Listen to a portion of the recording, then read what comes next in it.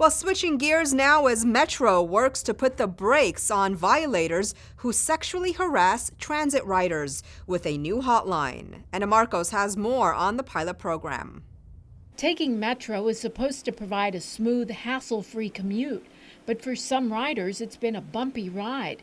A 2014 Metro study showed 22% of transit riders claim to have been sexually harassed or assaulted while taking Metro trains and buses. This behavior is not tolerated and it's not excusable and not okay.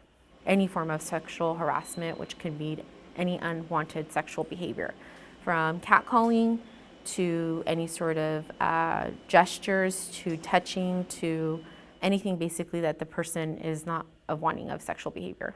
And now Metro has teamed up with Peace Over Violence, a nonprofit, to run a 24-hour hotline.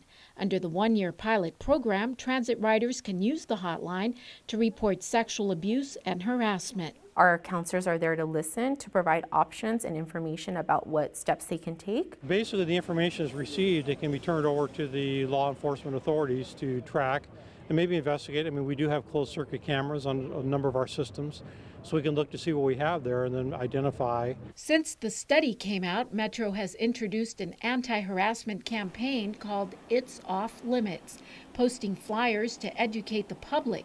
And the number of reported assaults dropped last year to 18%. Now it's down to 15%. Transit officials hope the hotline keeps bringing those numbers down. We've made some progress in driving that number down. 0 is the only acceptable number, so we still know that there's more to do. Metro officials also say cell phone service is now available on the red and purple Metro lines, just another way to make reporting easier and let the violators know that their behavior is definitely off limits. I'm Anna Marcos for LA This Week. Officials say Metro is the first transit agency to have a 24-hour sexual abuse hotline.